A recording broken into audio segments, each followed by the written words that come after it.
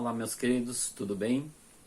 Hoje nós vamos falar sobre um assunto muito importante, né, na questão bíblica, sobre o selo de Deus. A palavra de Deus diz que o povo de Deus será selado, né? E se Deus tem um selo, Satanás também tem o seu selo, né? E é interessante a gente notar, no decorrer do assunto, a gente vai estar comentando que sempre Satanás faz o oposto daquilo que Deus determina na sua palavra, tá? Então, aonde que na palavra de Deus está falando sobre o selo? Na palavra de Deus, no livro de Apocalipse, né, no capítulo 7, no verso 2 a 4, dá a introdução ali dos selados nos últimos dias, né?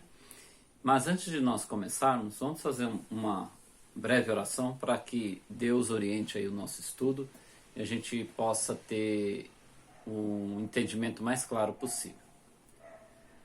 Querido Pai que estás nos céus, mais uma vez nós nos colocamos na Tua presença, Pai, para Te adorar e Te buscar, porque o Senhor é digno de toda honra, glória, louvor e adoração.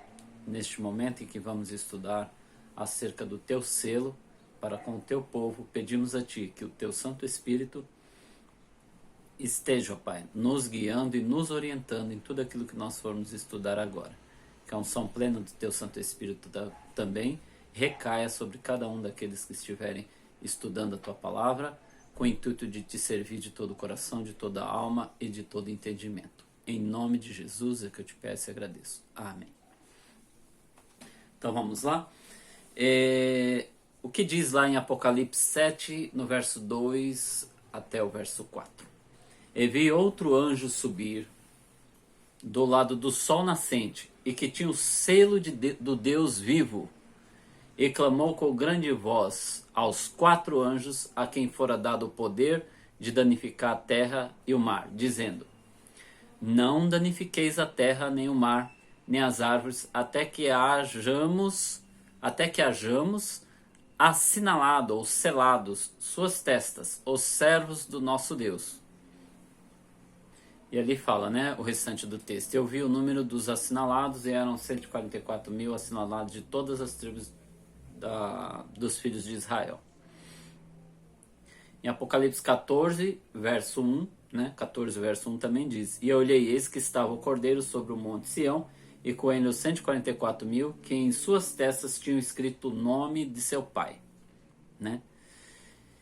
Então, através desses 2 versículos, meus queridos irmãos, nós sabemos, né, que Deus tem um sinal e que nesse sinal está o nome de Deus, né? E quando a Bíblia fala, portanto, do nome de Deus, está também falando do seu sinal ou selo, né? Quando nós construímos algo, um prédio ou uma obra pública, geralmente vai o nome do seu construtor ali, né? E o construtor geralmente deixa uma placa lá com o nome engenheiro fulano de tal, né? Governador tal, ou arquiteto tal, engenheiro tal, e ali você sabe quem é o construtor, né? No nosso caso, quando Deus criou a Terra, Ele não deixou uma placa, né, em algum lugar aí, falando: olha, esse planeta aqui foi eu que criei. Ele fez uma coisa mais inteligente, muito mais inteligente. Ele gravou o seu selo em um dia, né? E é esse dia que nós vamos estudar hoje, tá? No livro de Crônicas, antes da gente chegar nessa questão, segundo Crônicas, no capítulo 6, no verso 6, diz assim: porém escolhi a Jerusalém, que ali estivesse o meu nome, e escolhi a Davi, para que estivesse sobre o meu povo de Israel. E Crônicas 7, verso 16, segundo Crônica, né? Porque agora escolhi e santifiquei esta casa, para que meu nome esteja nela perpetuamente, quer dizer, eternamente, né? E nela estarão fixos os meus olhos e o meu coração todos os dias, tá?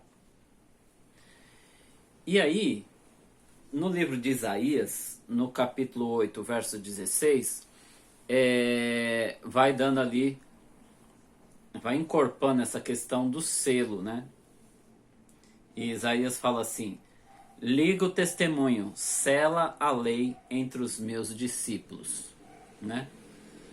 Sela a lei entre os meus discípulos. No livro de Hebreus também fala, né? Eis a nova aliança que farei com o meu povo, né? Gravarei a minha lei na sua mente e no seu entendimento, né? Ali o apóstolo Paulo no livro de Hebreus confirma que o que Isaías fala, né? Na questão da lei, né? Deus selando a lei na nossa mente e no nosso entendimento. E qual é o mandamento? Qual o mandamento da lei de Deus que mostra Deus como o nosso Criador? Qual que é esse mandamento? Está lá em Êxodo 20, né?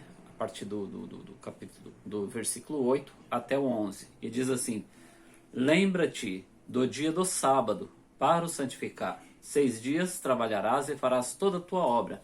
Mas o sétimo dia é o sábado do Senhor teu Deus. Não fará nenhuma obra, nem tu, nem teu filho, nem tua filha, nem teu servo, nem a tua serva, nem o teu animal, nem o teu estrangeiro que está dentre as tuas portas. Porque em 6 dias fez o Senhor os céus, a terra, o mar e tudo que nele há. E ao sétimo dia descansou. Portanto, abençoou o Senhor o dia do sábado e o santificou. Tá? Então, nós podemos notar algumas coisas interessantes aqui no quarto mandamento da lei de Deus, né? Então nós temos sim nesse mandamento todas as características necessárias e suficientes para que o mesmo seja o selo de Deus, né? Para que o mesmo seja o selo de Deus. E como é que eu posso afirmar isso? Nesse mandamento, por exemplo, nós encontramos o nome de Deus, o título e a sua extensão de domínio, né? Que nós sabemos que a extensão e domínio de Deus é todo o universo, né? Todo o universo pertence a Deus.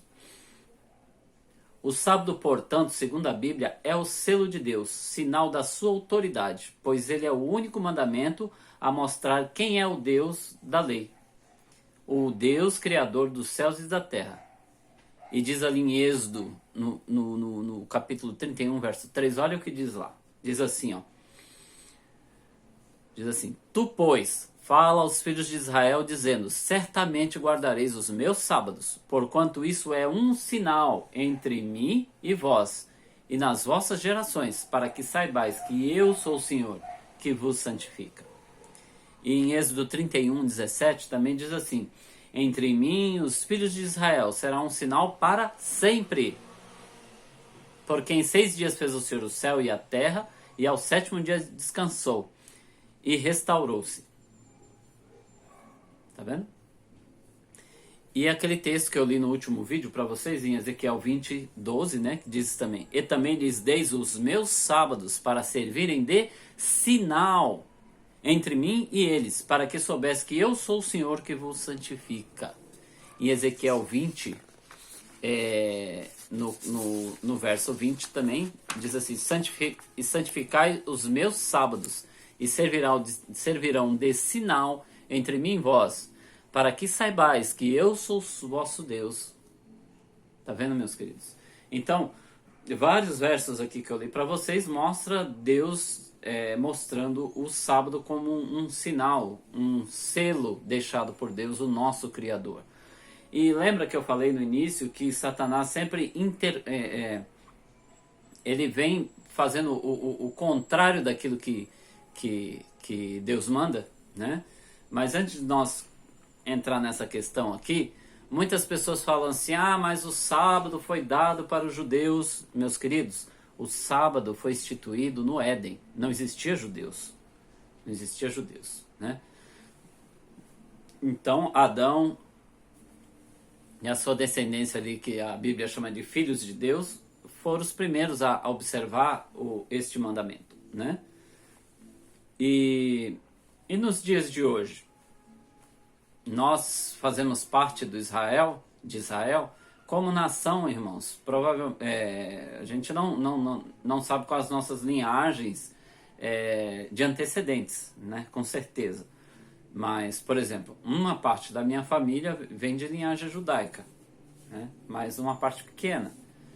Mas eu não sei, por exemplo, a linhagem de cada um dos irmãos. Mas a palavra de Deus diz o que ali? Deus chega para Abraão e fala assim: Abraão, em ti serão benditas todas as nações, né? Deus faz uma promessa ali para Abraão. E o apóstolo Paulo deixa claro essa questão se fazemos parte ou não de Israel, né? Olha o que diz em Romanos 2, no capítulo 2, no verso 28 e 29. Olha o que diz lá. Porque não é judeu o que é exteriormente, nem é circuncisão a que é exteriormente na carne, mas é judeu o que é no interior, e é circuncisão o que é do coração e do espírito, não na letra, cujo louvor não provém dos homens, mas de Deus. Então o que o Paulo está falando aqui? Que o verdadeiro judeu não é aquele de carne e sangue que nasceu em Israel, né? Ou aquele que tem a circuncisão, mas o verdadeiro judeu é aquele que está ligado a Deus pelo Espírito, né? Ele fala em Romanos 9, no verso 6 ao 8, ele deixa mais claro, quer ver? Não que a palavra de Deus haja faltado, porque nem todos os que são de Israel são israelitas. Olha o que ele está falando. Nem por serem descendentes de Abraão são todos filhos. Nem todos eram descendentes de Abraão, né? Mas em Isaac será chamada a tua descendência. Isso é, não são os filhos da carne que são filhos de Deus. Não são os filhos da carne, quer dizer, eu descendente de Abraão, ou eu descendente de Isaac, ou eu descendente de Ismael, que hoje é os irmãos muçulmanos, né? Não é da carne. Mas os filhos da promessa são contados como descendência. Como filhos da promessa? Em ti serão benditas todas as nações. Então todos aqueles que abraçam a aliança de Deus, né, e recebem o seu selo, faz parte de Israel, pela promessa que Deus fez a Abraão. Então eu convido você a abraçar a aliança com Deus, né? A permitir que o Espírito Santo grave a sua lei na sua mente e no seu coração, para que o Espírito Santo encha a tua vida e transborde na sua vida de tal forma que você não tenha dúvidas acerca da palavra de Deus, a qual nós estamos estudando agora. É importante que você abra o seu coração a Deus para que o Espírito Santo possa trabalhar. Eu não quero que você acredite nas minhas palavras, eu quero que você acredite nas palavras que aqui estão escritas. Eu quero que você busque a unção plena do Espírito Santo para que você seja selado. Se o selo de Deus é o sábado, né? Se o selo de Deus é o sábado, qual seria então o selo de Satanás? Satanás sempre faz o contrário daquilo que Deus determina. Então vamos lá em Daniel 7, capítulo 25. Daniel 7, 25 diz assim, ó. Vou ler aqui para vocês. Ele falará contra o Altíssimo, oprimirá os seus santos e tentará mudar os tempos e as leis, e os santos serão entregues nas mãos dele por um tempo, tempos e meio tempo. E aí, lendo assim parece um pouco complicado, né? Há alguns anos eu elaborei esse folhetinho aqui, né, falando sobre a volta de Jesus. E é bem resumidinho, né? Mas eu tentei colocar de uma forma mais prática aqui para que todos entendessem a questão da profecia, né? Tá? Fiz o folhetinho, estreitinho, mas aqui eu coloquei alguns pontos importantes, né? Levantei 3 pontos aqui de Daniel 7:25, né? Então ele fala, proferirá palavras contra o Altíssimo, quer dizer, quando esse poder surgiu, né, ele se colocou no trono de Deus, ostentando como se fosse o próprio Deus, né? Por exemplo, assumindo algumas características que são divinas, como, por exemplo, perdoar pecados, né? Ataca a lei de Deus, modificando os mandamentos de Deus, né? Proferirá palavras contra o Altíssimo, né? perseguirá os santos do Altíssimo e cuidará em mudar os tempos e a lei. Né? Então, como que mudou o tempo? O dia bíblico, por exemplo, é do pôr do sol, quer dizer, quando o sol se põe na tarde, né, até o pôr do sol do próximo dia, sendo assim 24 horas. E o dia que nós temos hoje é de meia-noite a meia-noite. Então, a profecia se cumpriu, mudou o tempo. E a lei? A lei foi aqui, ó, né? Mudou o segundo mandamento, que fala, não farás para ti imagens de esculturas, né? E mudou também o quarto mandamento, que fala ali, o quarto mandamento fala, lembra-te do dia de sábado, e este poder, né, colocou o quê? Guardar domingos e festas. Agora a pergunta que eu faço para os irmãos, que dia é o sábado? A palavra do Senhor diz claramente que o sétimo dia é o sábado. E o domingo, qual que é o dia? É o primeiro. Vocês perceberam que é exatamente o oposto? Né? O primeiro dia é o domingo. O sétimo é o sábado. Então, meus queridos irmãos, mudou a lei. Né?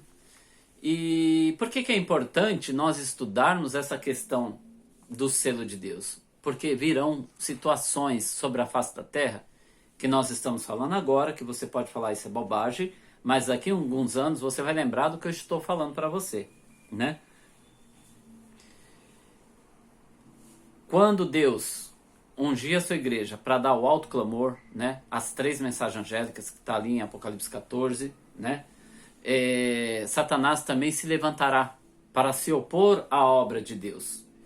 Então, enquanto Deus sela o seu povo, né, ali que está descrito ali no livro de Apocalipse 14, verso 12, que diz assim, aqui está a paciência dos santos, os que guardam os mandamentos de Deus e têm a fé em Jesus Cristo.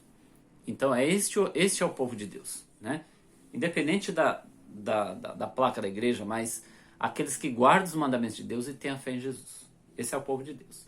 Então, quando esse povo se levantar para dar o alto clamor, porque a volta de Jesus é iminente, e graças a Deus a volta de Jesus está chegando, Satanás também se levantará e vai colocar o domingo como um dia especial, né? Como um dia, agora nós estamos vendo aí como um dia da Mãe Terra, da natureza, um dia para a terra descansar, um dia da família, um dia para ir na igreja, né? E aparentemente, né, assim, sem mexer na questão religiosa, sem mexer na questão bíblica, né, parece ser uma coisa boa. Realmente, a terra precisa de um dia para descansar, as pessoas precisam de um dia para ficar com a família, as pessoas precisam de um dia para ir para a igreja, né? Mas isso já foi estabelecido por Deus lá no Éden. Lá no Éden foi estabelecido. Esse dia foi escolhido, esse dia foi criado por Deus. E esse dia é o sábado e não o domingo. Né? Esse dia é o sábado e não o domingo.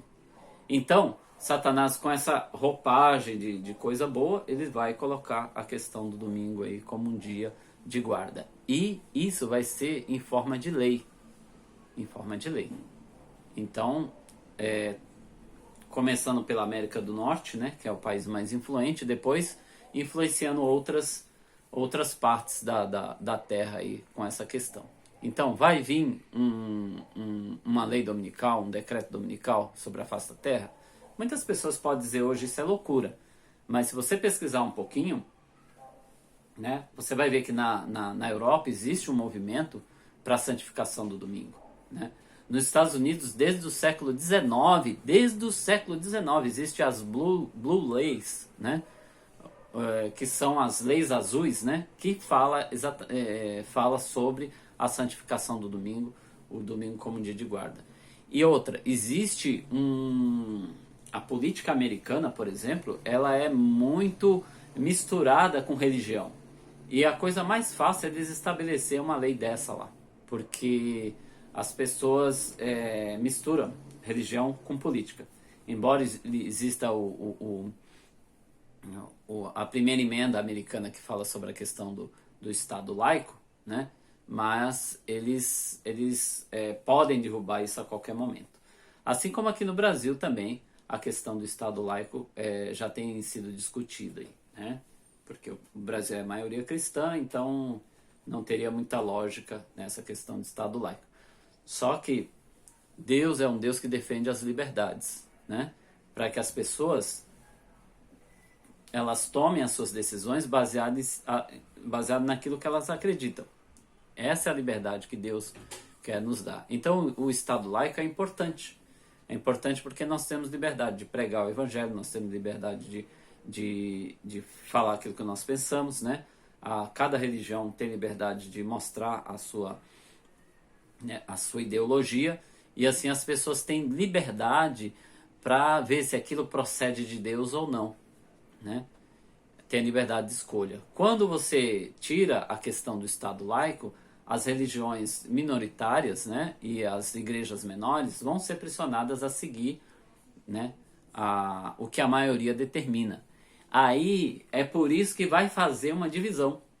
Aí vai ter uma divisão mesmo, né? Vai ter lá o povo que guarda os mandamentos de Deus, conforme a Bíblia manda, né? Que está aqui, ó, os 10 mandamentos da lei de Deus, né? Que está aqui para vocês verem, ó.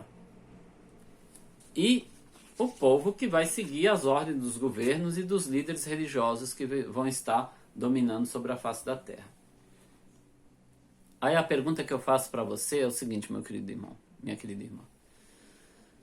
Você vai escolher estar do lado de Deus, né, no caminho estreito, ou você vai falar assim, não, mas o mundo tem razão, o meu governante tem razão, o meu pastor tem razão, o meu líder religioso tem razão, né?